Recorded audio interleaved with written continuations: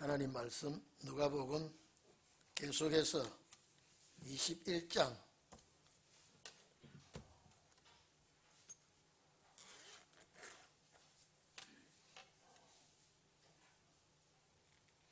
누가복음 21장 1절부터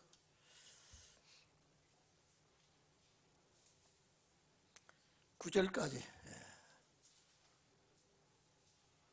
다 같이 합독하겠습니다.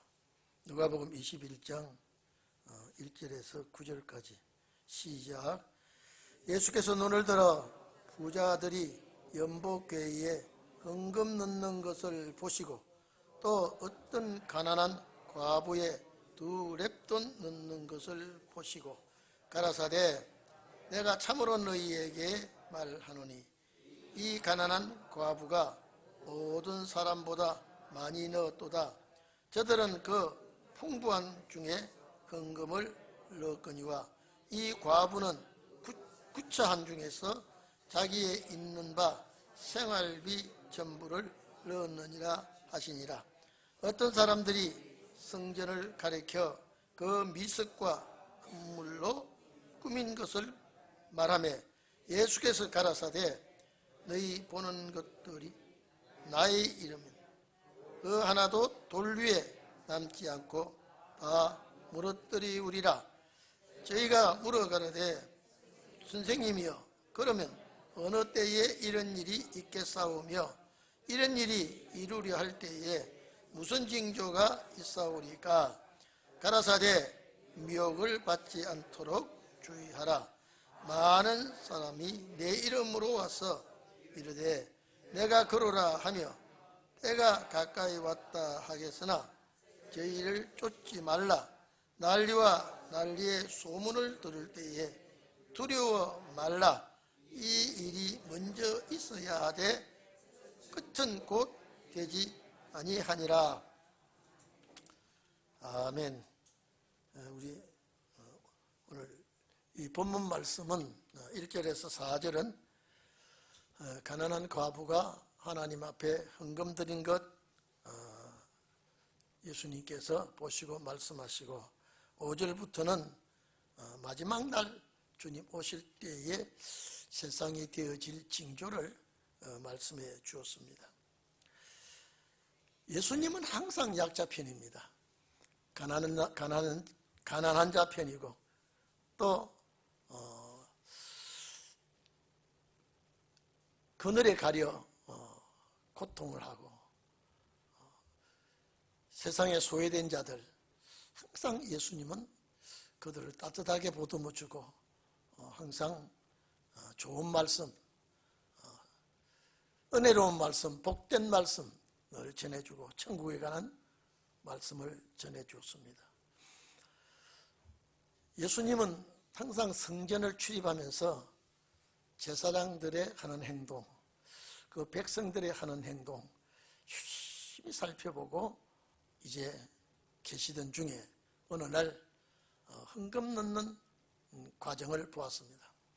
그런데 극비에 헌금을 하는 게 아니라 이 헌금을 넣을 때에 다른 사람들이 볼 수 있도록 알 수 있도록 헌금이 넣어지는 겁니다. 그래서 부자의 헌금하고 가난한 자의 헌금을 우리 주님께서 비교를 하면서 말씀을 해 주십니다. 자, 그렇기 때문에 오늘 우리가 이 말씀을 예수님께서 보시고 하시는 말씀은 액수가 많고 적음이 문제가 아니고 헌금을 드리는 하나님 앞에 예물을 드리는 정성을 주님은 늘 보시죠. 우리 예수님은 그렇다고 해서 가난을 미화해서 하는 말씀이 아닙니다. 있는 자를 정오하기나 그런 것이 아니고 현실적으로 주님은 이 말씀을 하실 때에 우리 20장 마지막 절에 보면은 종교계 지도자들이 참 난폭한 언어를 쓰고 자기 위풍당당한 모습을 드러내고 인사받기를 좋아하고 대접받기를 좋아하고 이런 무리들을 주님은 상대하지 않고 여기 마지막 절에 보면 과부의 자산을 착취하고 이렇게 삼키는 자들이 누구냐? 종교계 지도자들이라고 이제 이 앞장에 말씀하면서 헌금 드리는 그 모습을 가만히 주님이 보니까 이거 아니에요. 부자는 헌금을 많이 드리면서 의기양양하고 가난한 과부는 그렇게 드리지를 못했습니다. 제가 전에도 말씀드렸죠. 예루살렘 성전에 헌금함이 많이 있다 그랬죠. 제일 앞에서부터 쫙 있기 때문에 그 헌금함에 연보하는 그 모습만 봐도 많은 돈을 헌금하는 분인가, 가난한 사람이 구차한 가운데 하나님만 아시게 헌금하는 것과 이것이 이 성전의 헌금에서 표가 나게끔 되어 있습니다. 그래서 예수님께서 성전 정화를 하시고 내 아버지 집은 돈소리가 많이 나고 짐승소리가 많이 나고 이것이 아니라 기도하는 집에 이렇게 벌써 퇴색된 교회를 주님은 꼬집고 아주 맹렬하게 무섭게 책망을 했죠. 오늘도 주님이 성전을 떠 보니까 있는 사람이 헌금하는 거하고 없는 사람이 헌금하는 거와 질적으로 다릅니다. 자, 그렇기 때문에 예수님은 어느 쪽을 지금 말씀하느냐라고 하면은 과부의 엽전 두 푼을 이렇게 두 렙돈이라 그랬죠. 렙돈은 이스라엘 나라에서 유대인이 쓰는 화폐입니다. 다시 말해서 부자는 최고의 액수를 가지고 헌금을 하는가 하면은 이 과부는 아주 적은 액수를 가지고 예물을 드립니다. 그래서 신약 시대에 와가지고 쓰는 화폐하고 구약 시대에 쓰는 화폐하고 로마 정부가 들어와서 쓰는 화폐가 다릅니다. 우리 데나리온 같은 이 돈의 화폐는 로마 화폐입니다. 드라쿠마라고 하는 이 화폐는 헬라국에서 쓰는 화폐지요. 그렇기 때문에 이 렙돈 또 아사리온 이런 유대 나라에서 쓰는 화폐 중에 가장 금액이 적은 화폐가 이 과부가 헌금을 하는 겁니다. 그래서 부자가 많이 헌금하고 가난한 자가 한 구차한 가운데 헌금하는 것을 가지고 이렇게 예수님은 칭찬을 해 주십니다. 이 가난하다라고 하는 말은 궁핍하다는 말이죠. 마가복음 12장 41절 이하에도 이 말씀이 있습니다만은 하나님께서 어느 쪽을 칭찬하시느냐라고 할 때에 부자가 이 부자의 직책은 뭔지 말씀이 없죠. 아주 유능하고 아주 참 잘 사는 사람이 하나님 앞에 헌금하는 아마 서기관이나 바리새인 정도가 되는지 모르지요. 그런데 예수님께서 두 사람을 헌금 넣는 모습을 보았습니다. 보니까 하나는 많은 돈을 헌금했고 하나는 아주 적은 돈을 헌금했습니다.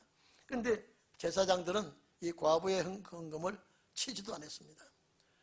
왜냐하면 그 당시에 종교계가 얼마나 어두워지고 부패했는지 헌금을 아주 고액권을 금화, 은화 여러 가지 지폐가 있는데 제일 앞에 헌금함은 금화나 은화 이런 헌금함이 있는데 감히 이 여인은 여기까지 오지 못하고 제일 끄트머리 조그마한 정성을 드릴 때에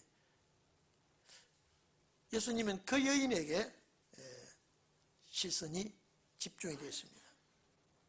그래서 예수님께서 3절에 보면은 두 사람을 놓고 말씀을 하시는데,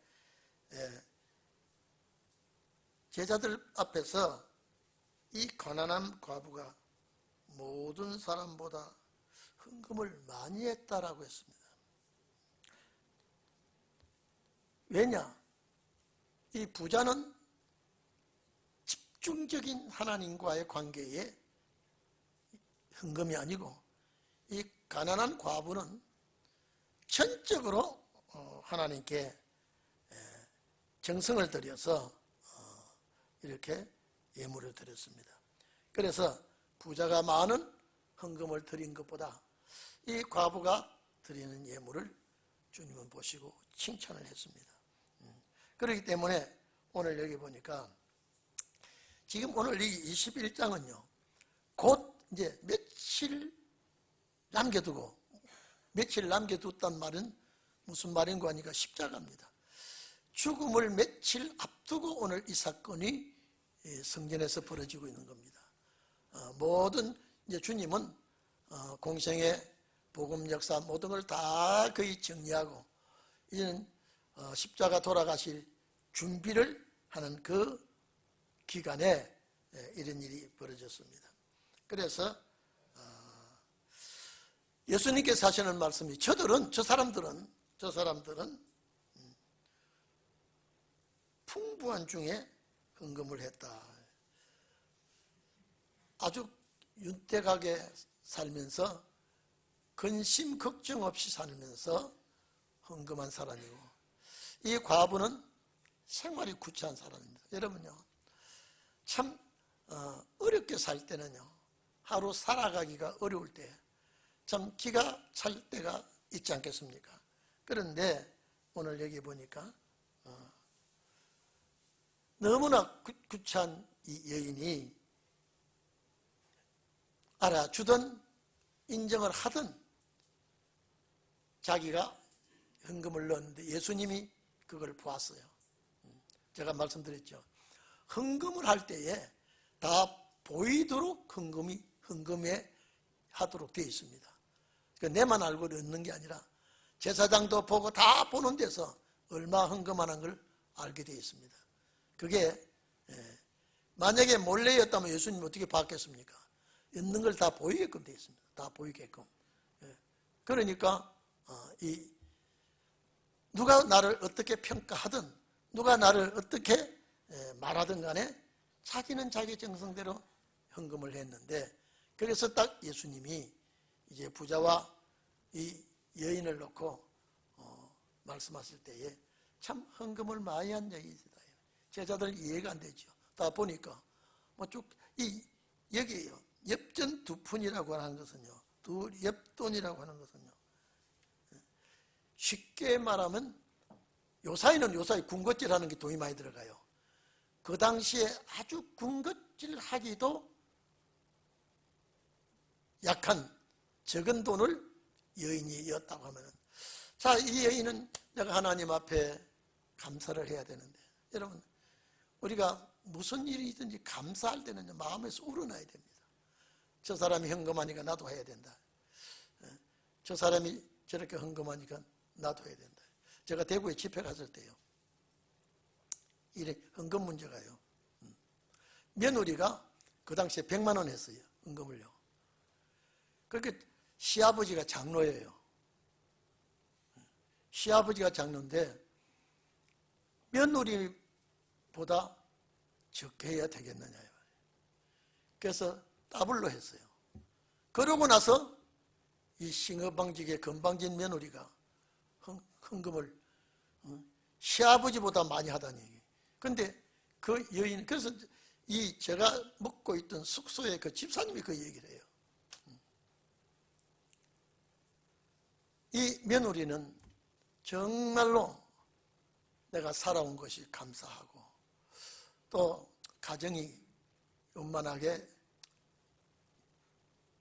주께서 도와주시고 이끌어주시니 감사해서 내 설 걸 줄이고 했다가 들었는데 시아버지가 어떻게 그걸 알아가지고 아주 막 며느리를 공박하고 아주 나무래고 네가 그렇게 하니까 장로의 체면이 뭐가 되느냐 이 말이에요. 장로의 체면이 네가 그렇게 헌금을 하고 싶으면 대충 귀뜸이라도 해줘야지. 여러분 그런 가정의 헌금 문제 가지고 며느리와 시아버지 사이에 충돌이 된 걸 이제 제 귀에까지 들어왔거든요. 그래서 제가 그랬습니다. 며느리가 헌금한 걸 시아버지가 문제 걸었다면 시아버지가 나쁘죠. 시아버지가 나쁘죠. 하나님 앞에 하는 걸 그렇게 위신 체면을 가지고 헌금할 수 있느냐. 그러니까 항상 교회에 충성하지 않는 장로가 그 장로래요. 그러면서 그 얘기를 쭉 할 때에 여러분 장로 되면 뭐합니까? 여러분 직분 받으면 뭐합니까? 여러분 정말로 내가 하나님을 사랑하고 내가 하나님을 정말로 섬기고 순종하고 내 사명이 교회에 필요한 직분의 사명을 감당해야지. 그래가지고 되겠느냐라고 하면서 대화가 저하고 한참 있었습니다. 오늘 제가 갑자기 그 생각이 났어.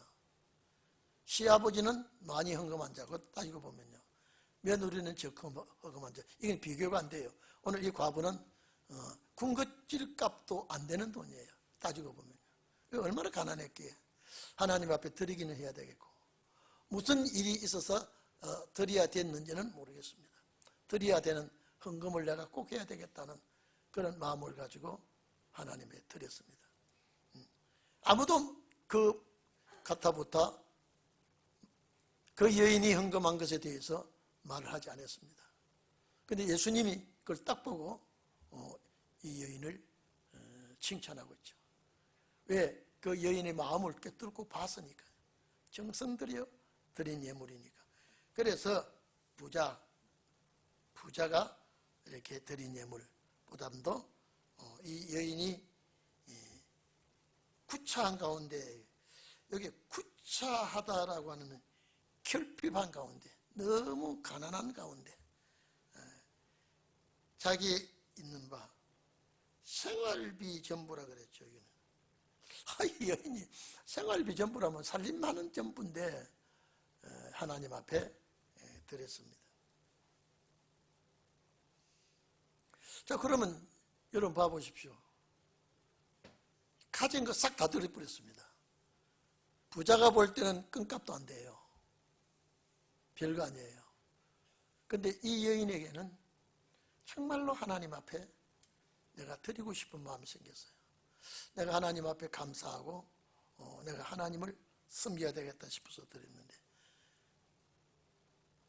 아마 보좌에서, 주님은 그 현장에서 보았지만은 아마 보좌에서 그 여인의 헌금을 귀하게 받아줬다고 볼 수 있죠. 아마 그랬다면 그 여인이 이제 입에 거무줄 칠까요? 다 드려버렸는데 절대 하나님은 그 여인을 보장을 하게끔 됩니다. 그 여인을요. 옛날에 제가 이 헌금 얘기를 제가 했는지 모르겠습니다. 우리나라 초대 문교부 장관 백낙준 씨인가요? 문교부 장관이 있었죠. 그 문교부 장관이 어머니가 하나님 앞에 헌금을 왕창 해버렸어요. 그러고 나니까 헌금을 하고 나니까 아무것도 없죠. 너무 없어서 교회에 신세를 졌어요. 아마 여러분 그런 만한 신앙이 지금은 막 있을지 모르겠습니다. 근데 미국 선교사가 저희 교회에 늘 울며 기도하면서 그러니까 그 아들을 미국에 데려가서 내가 아무래도 이 어려우니까 내가 미국에 데려가서 공부를 시키겠다고. 그래서 그 아이를 선교사가 미국에 데려가서 공부를 시켜서 좀 학위도 따고 이래가 한국 나와가지고 초대 문교부 장관이 됐어요. 그 역사가 있습니다. 그래서 그 어머니가 하는 말이 내가 재산을 다 팔아도 아들 유학시키고 이 훌륭한 공부를 못 시켰는데 내가 드리고 싶은 마음이 생겨서 드렸더니 우리 선교사님의 마음을 감동시켜서 우리 아들을 미국으로 데려가서 공부를 시켜서 대한민국의 큰 기둥이 되었다고.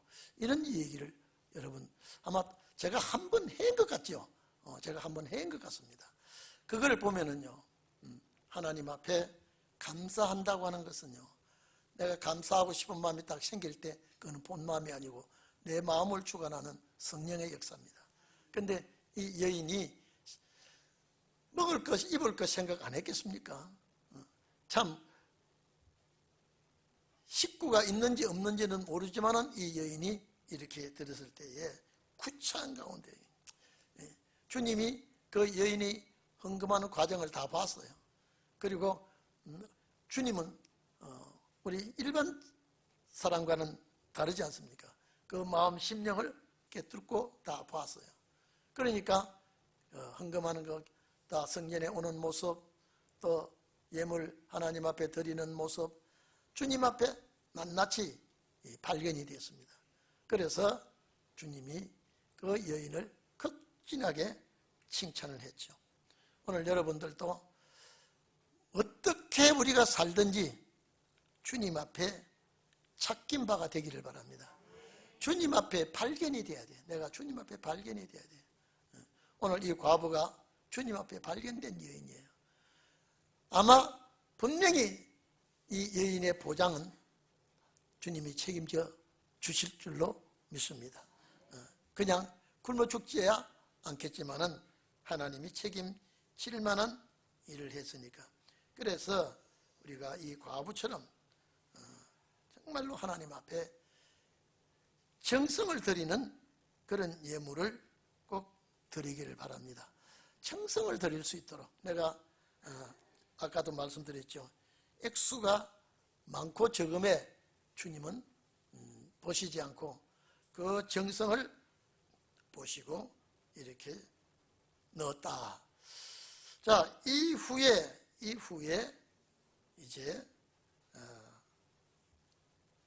마태복음 24장과 마가복음 13장과 오늘 여기에 누가복음 21장 여기와 공간복음의 환난날이 어떻게 이 땅 위에 들어닥칠 것인가.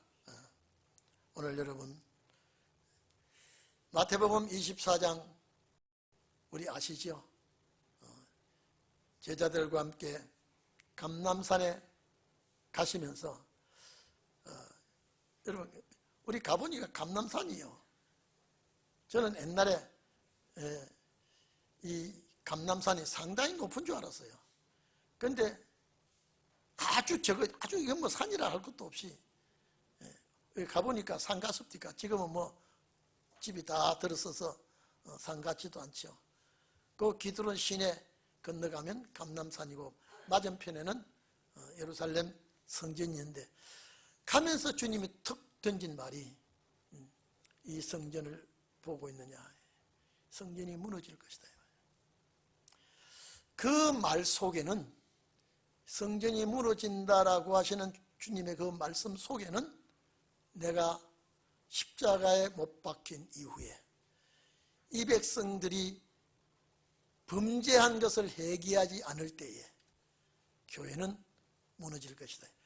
이 성전이 무너지는 걸 놓고 말했지만은 그 뒤에 어떤 파장이 일어나는 것을 주님이 아시고 말씀했거든요. 그런데 제자들이 깜짝 놀랍니다. 아니, 저 성전이 무너져?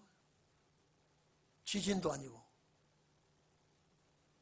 이거는 예루살렘은요, 그 민족의 우상입니다.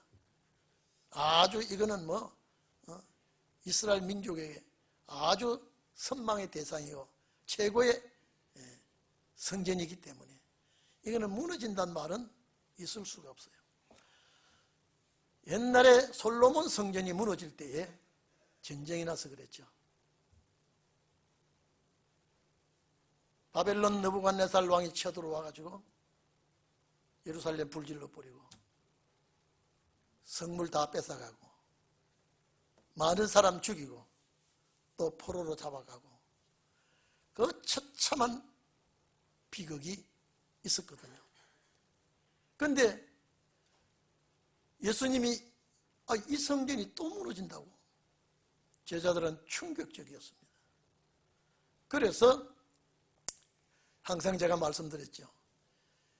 마태복음, 마가복음, 누가복음, 요한복음은 그 대화, 그 환경 모든 것이 세상 끝날 마지막 때에 일어날 역사를 그 당시에 말씀하시고 기록했다고 제가 늘 여러분에게 말씀했죠. 하여튼 이제는 앞으로 예수님이 말씀하신 그대로 돌아오는데 우리는 시대 분별을 꼭 잘 하시기를 바랍니다. 아주 제일 중요한 게 시대 분별이에요. 시대 분별이에요. 아니, 예수님이 올라가시면서 저 성전 무너진다니까 제자들이 충격을 받습니다. 그런데 감람산에 올라가서 앉으셨을 때에 이 성전 무너지는 사건이 언제 어떻게 되겠습니까? 라고 요것만 물은 것이 아니라 세상 끝날 무슨 그러면 징조가 있겠습니까? 여러분, 우리 때문에 물은 거예요. 그 사람들이 세상 끝날까지 있을 것도 아니고 그 사람들이 세상 끝날에 자기들이 준비할 것도 아닌데 우리를 위해서 물어주었고 우리를 위해서 대답해 주신 것이 흘러 여기까지 왔습니다. 그래서 오늘 여러분은요, 세상 끝날에 무슨 징조가 있사오리까요? 세상 끝날에 여러분, 이걸 우리가요 정말로 끝날이 되어갈 즈음에 우리가 살고 있어요. 지금요. 왜 그러냐면요, 제가 책에도 그걸 6월절 연대를 가지고 써서 그렇습니다만요, 보세요. 구약 4,000년, 신약 2,000년이면 6,000년이에요. 창세기 6일 창조와 6,000년과 맞물린 거예요. 그러면 6일 창조하시고 7일 안식이 했다면요, 이것이 뭐냐, 6,000년 지나면 천년 안식이 오게끔 되어 있어요. 그래 6,000년을 어떻게 잡느냐 제가 말씀드렸죠. 창세기 5장 족보에 어떤 족보라도 족보에는 나이가 없습니다. 기록이 없어요. 여러분의 선조들이 족보를 보면요, 나이가 없어요. 기독교 역사에, 구약 역사에 족보에 나이가 있는 것은 창세기 5장밖에 없어요. 제가 그랬죠. 이 사람들이 살 만큼 살다가 죽었는데 얼마나 내 나이가 얼마나 된지 계산할 수 없을 정도로 그때는 문자가 있습니까? 예? 요일이 있습니까? 달이 있습니까? 그냥 살은 거예요. 문자가 있으면 기록이라도 하죠. 아라비아사 숫자 오래되지 않았습니다. 나온 지가요. 그런데 훗날에 이 역사를 알려야 되겠다 이 말이에요. 연대를 알려야 되겠다 이 말이에요. 이들의 나이는 본인은 몰라도 하나님은 다 알고 있어요. 이해되십니까? 여러분의 우리 머리털까지라도 헬 수 있다 그랬죠? 여러분 아침에 머리카락 숫자와 저녁에 머리카락 숫자 달라요. 네, 빠지고 나니까. 근데 그걸 헬 수 있다는 분은 하나님이시죠.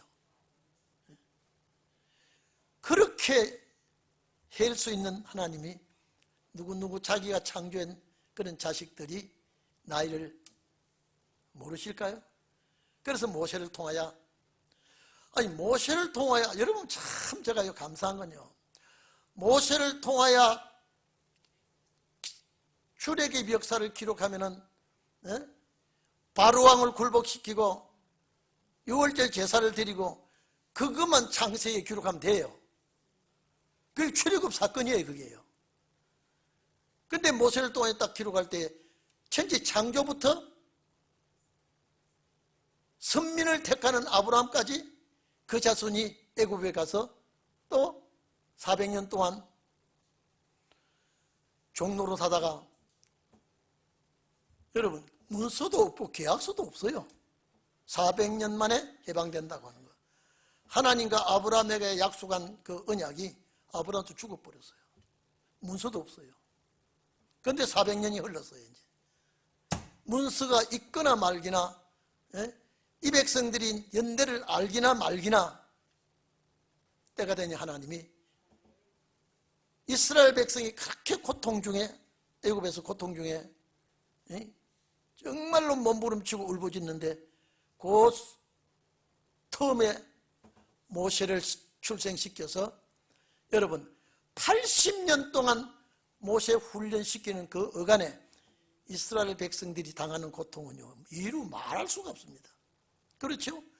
고통받을 때 바로 출애굽한 게 아니라 이미, 여러분 출애굽기 1장 보면 남자는 태어나면 다 어떻게 해서든지 다 죽이죠. 그 죽이는 그 틈에 모세를 출생시켜서 바로 왕궁에 넣습니다. 몇 년요? 40년요. 그동안에 이스라엘 백성이 40년 동안요 피눈물 나는 고통을 겪고 있습니다. 그런데 또 모세를 그냥 두지 않고 미디안 광야 쫓아보냅니다. 몇 년요? 또 40년요. 너는 지도자가 돼야 돼. 지도자가 돼야 되기 때문에 이 미디안 광야는 출애굽 때 이 광야를 지나가야 돼. 네가 야들야들하게 약해가지고는 이 백성을 끌고 나갈 수 없어. 너는 정말로 황소와 같이 시련과 연단과 훈련을 다 할 거야. 네가 쓰러지면 큰일 나. 이 백성들을 끌고 나와야 되니까. 그 40년 동안 이스라엘 백성은 그래도 피눈물을 흘리고 있어요. 맞죠? 맞지 않습니까? 80년 동안 모세 출생할 때부터 남자는 죽이기 시작하고요. 그 참 이스라엘 백성들은 기가 막힌 고통을, 그 80년 동안에 딱 이제 하나님이 계산이 맞는 거예요. 이제요. 모세를 딱 불러서 출애굽을 시킵니다. 그 출애굽하면 그걸로서 이스라엘 민족의 역사로 끝나면 되지요. 그런데 천지 창조를 기록하게 합니다. 그건 출애굽과 관계없는 거예요. 맞죠? 예? 출애굽과 관계없죠? 왜 그럴까? 천지 창조를 알아야 훗날 세상 끝날을 알려야 되기 때문에. 참, 저는 신은의 종들에게는요 반드시 이것을 알지 못하면 안 되게끔 되어 있습니다. 하나님께서 모세를 통하여 창조 이렇게 해서, 모세는요 대필만 했지 전혀 그 깊은 내용도 모릅니다. 계속 모세가, 생각해 보십시오. 이 백성을 끌고 나와야 되죠. 또 글로 써야 됩니다. 모나미 볼펜이 있습니까? 이런 좋은 종이가 있습니까? 아마 모세가 이 오경을 쓸 때요 기가 막힌, 또 어렵고 힘든 생활을 끌고 나가는 것도 어려운데 이걸 기록해야 됩니다. 만약에 여러분요 하나님께서 모세를 통하여 천지창조 기록 안 했다면 우리 천지창조 모릅니다. 그렇잖아요.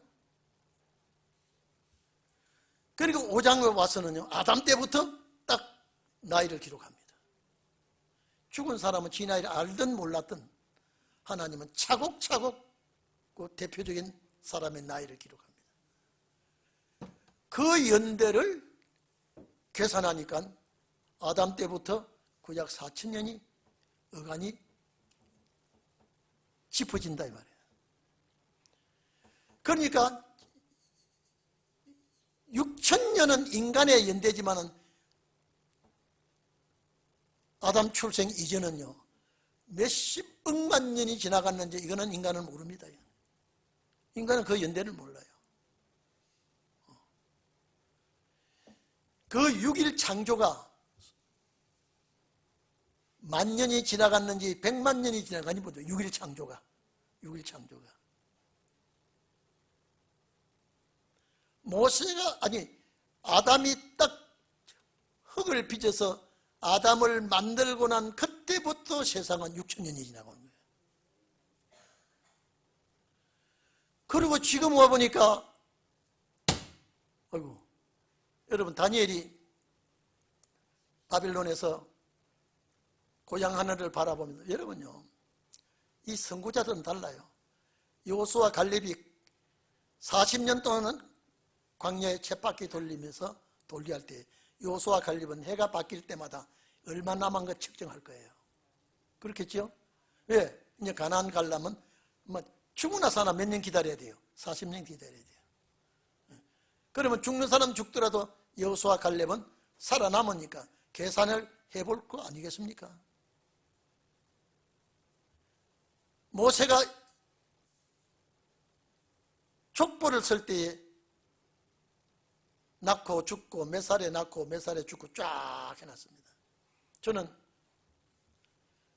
하나님이 왜 모세를 통하여 그 족보를 그렇게 기록했는가요? 여러분 마태복음에 뭐 이런 다른 족보는 그게 없어요. 이제 거기에만 딱 들어있습니다. 왜 그럴까? 왜 그럴까요? 이제 우리가 이 시대를 보는 우리는요 여러분 오늘 저녁에 이 예배를 드리는 성도 여러분 다음 달에 또 해가 바뀌면 어느 날 갑자기 무슨 일이 벌어질지 우리는 아무도 모릅니다. 딱 우리 주님만 계산하고 있습니다. 그런데 주님이 계산한 그 연대는 1초 1분도 틀리지 않습니다. 우리가 모를 뿐이죠. 그러니까 깨 있으라고만 했지 언제란 말 안 했어요. 준비하라고만 했지 날짜는 말 안 했어요. 그렇기 때문에 항상 오늘이라고 하는 이 날에 우리는 준비해야 됩니다. 오늘 이 예배가 마지막이 될 줄 누가 합니까? 예? 아무도 모릅니다. 이 예배 도중에 무슨 일이 터질지 누가 합니까? 그래서 예배에 항상 내가 참석해야 되는 건 뭐냐? 언제나 예배 중에 역사는 폭발하니까요. 이걸 우리가 알아야 되거든요. 그러니까 한번 봐보십시오. 어느 날 다니엘이 항상 고향 하늘을 바라보고 기도하고 있었어요. 왜? 우리는 언젠가는 저기 가야 돼. 이스라엘 백성은 애굽이 고향이 아니듯이 이스라엘 백성이 바벨론이 고향이 아니에요. 억지로 끌려왔지. 억지로 사는 땅이지. 그래서 항상 고향 하늘을 바라보고 다니엘이 기도하고 있었거든요. 오늘 우리는 고향 하늘을 바라보고 기도는 천국을 바라봐야 돼요. 새하늘과 새 땅을 바라보며 기도해야 돼요. 근데 다니엘이 오늘 뭐야? 왔네. 왔어. 베베이가 왔어. 베베이가. 그건 좋겠죠. 70년이 왔어. 70년이 왔어. 그때 다니엘은 하나님 앞에 물어볼 겁니다. 우리 이스라엘 백성이 여기 와서 포로 생활하는 거 우리 선조들의 죄값입니다. 우리 조상들이 잘못해서 하나님 앞에 범죄해서 그 대가로 우리가 여기서 고생을 합니다. 다니엘은 이제 70년이 아구가 차서 고향 갈 때가 된 걸 딱 찾고 얼마나 한이 풀어지는 이 날이 이제 왔어. 이제 와서 너무 좋아하고 너무 감격해하고 하나님 앞에 기도할 때, 야, 내가 너에게 지혜와 총명을 주려고 왔노라. 내가 그렇게 70년이 이제 해방 왔다고 좋아하느냐. 진짜 해방은 70일이다. 그래서 70일을 알려준 거예요. 예? 그 70일에도 이제 왔어요. 이제는요.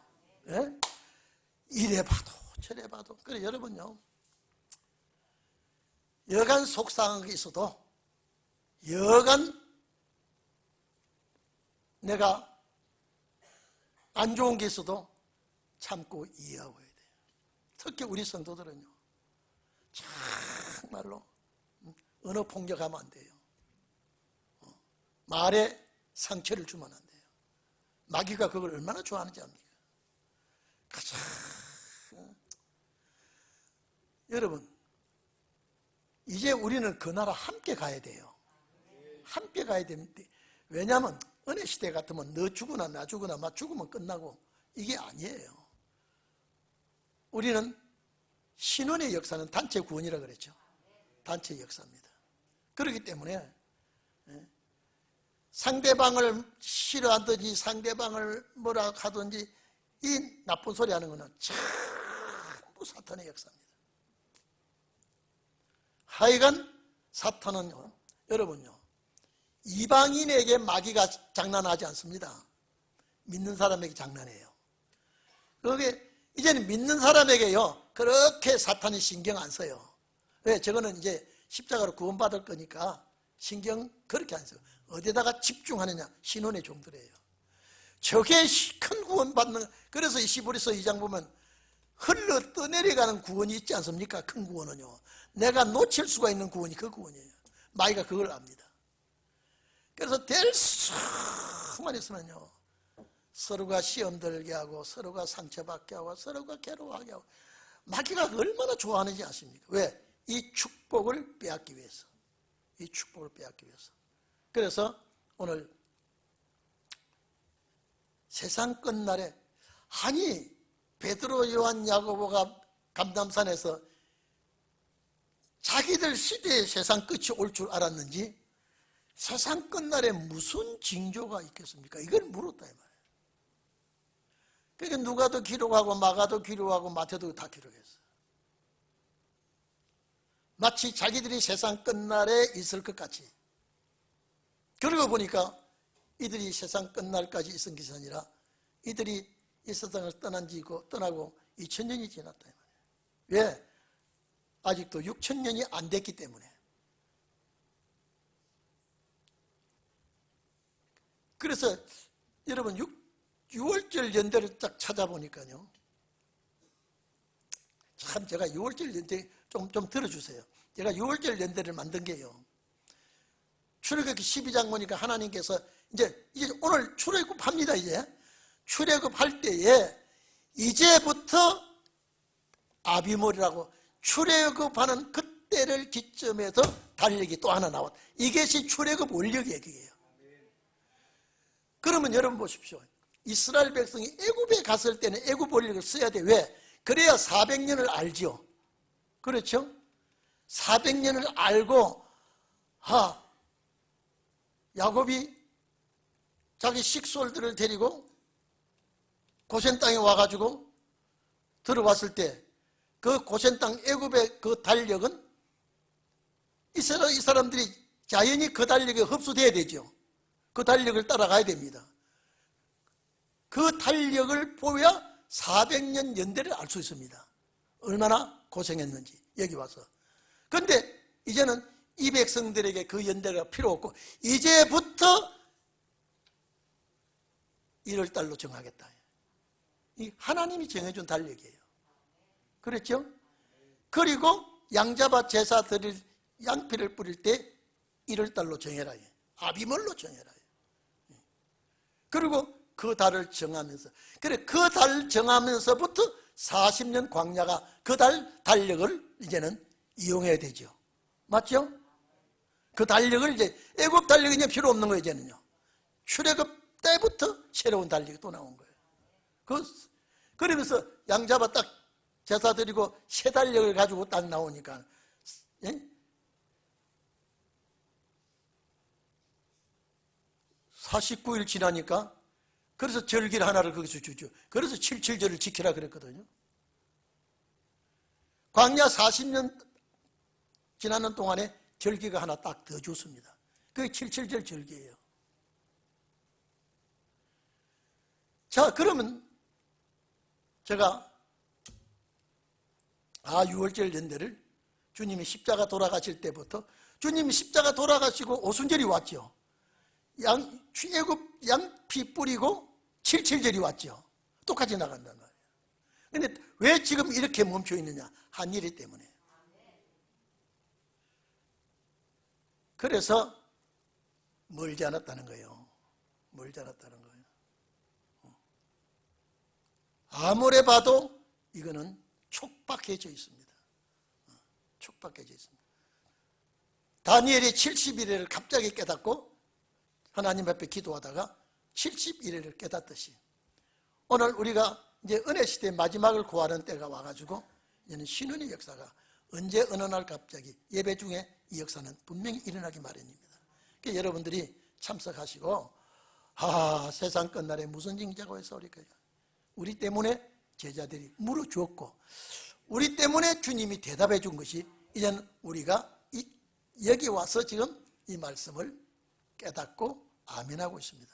때가 가깝기 때문에 여러분들이 정말로 이제는 마음적으로라도 주여 오시옵소서. 내가 오실 주님을 기다리고 있습니다. 내가 빨리 와달라고 해서 주님이 빨리 응답할 것도 아니고요.